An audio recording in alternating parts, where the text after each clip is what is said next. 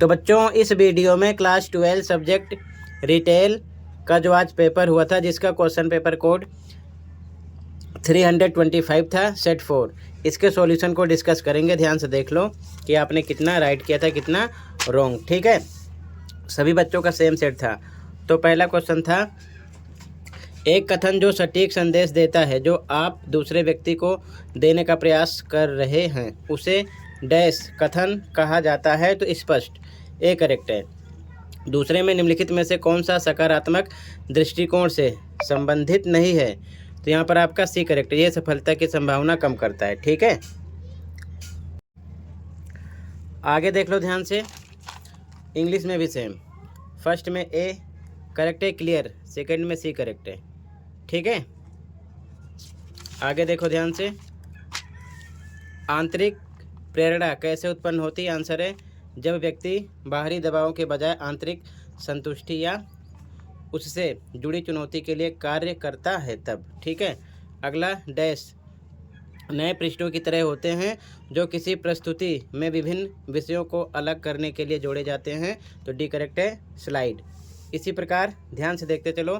Question 5 first का, निम्नलिखित में से कौन सी उद्यमिता की विशेषता नहीं है? तो ए करेक्ट है, ये है एक गैर आर्थिक गतिविधि है।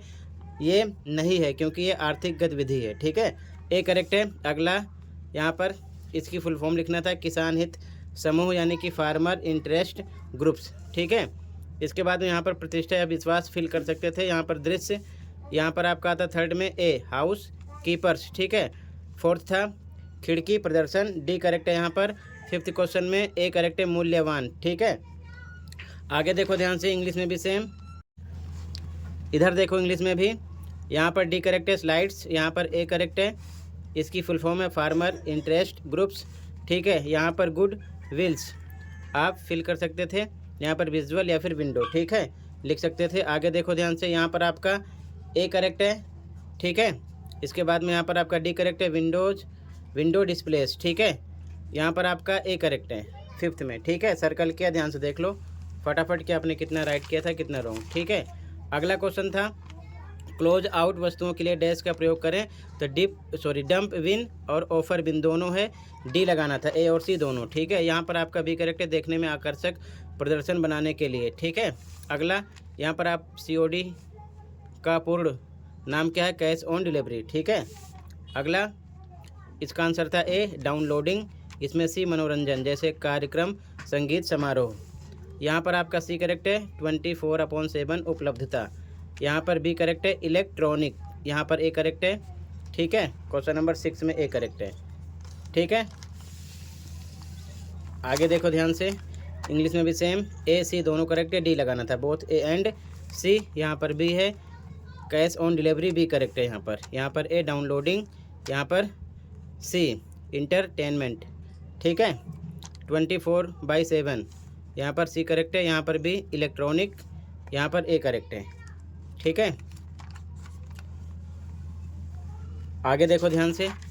अगला क्वेश्चन, इसमें ए करेक्ट है, लिब्रे ऑफिस इम्प्रेस। ठीक है, यहाँ पर ए करेक्ट है, POS गतिविधि का सही क्रम है, स्कैन करना, भुगतान प्राप्त करना, बिल प्रिंट करना, नगद दराज ड्रॉअर। ठीक है, यहाँ पर आपका सी करेक्ट है, इसमें स्वचालित लिखना था, यहाँ बार कोड स्कैनर आता। यहाँ पर आपका ए करेक्ट है, दोनों बातें सही हैं। ठीक है, एक प्रभावी विक्रय बिंदु, मूल्य तथा कोई बचत बताएगा, ये भी सही है। खरीदारों का ध्यान आकर्षित करेगा, ये भी सही है। तो सी लगाना था, ए और बी दोनों। इसका आंसर है यहाँ पर डिस्प्ले, साइन बोर्ड, दृश्य सहायक सामग्री लिख सकते थे। यहाँ पर डी करेक्ट है, गैर प्रकटीकरण। ठीक है, आगे देखो ध्यान से। इसमें ए करेक्ट है, यहाँ पर ए करेक्ट है, ऑटोमेटिक आता। ठीक है, बार कोड स्कैनर यहाँ पर फिल करना था, ए बी दोनों राइट है। सी लगाना था, बोथ ए एंड बी। इसका आंसर है डिस्प्लेस। ठीक है,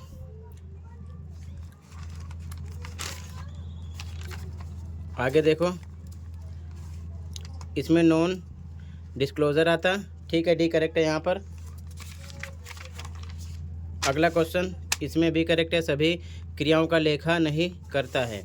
इसमें ए चालू परिसंपत्तियाँ, यहाँ पर आपका ए करेक्ट है, ग्राहक संतुष्टि।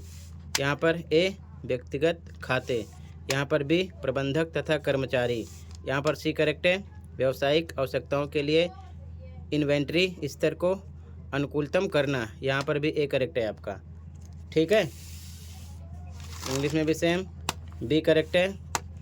ए option, A option, B option. इसमें आपका सी, यहाँ पर ए करेक्ट है। ठीक है, आगे देखो, इसमें आपका ए करेक्ट है, यहाँ पर बी करेक्ट है, ए करेक्ट है, ए करेक्ट है। ठीक है, ए बी ए टोटल मैंने सभी एमसीक्यू क्वेश्चन कंप्लीट कर दिया। कमेंट सेक्शन में बताना कि आपने कितना स्कोर किया। ठीक है, टोटल 24 क्वेश्चन थे। ये पेपर कंप्लीट हुआ। बाकी कंप्लीट पेपर का सॉल्यूशन बाद में प्रोवाइड कर दूंगा जब सॉल्यूशन यानी कि आंसर की ऑप्शन आ जाएगी। तो मिलते हैं अगली वीडियो में। Thank you for watching and take care. Okay.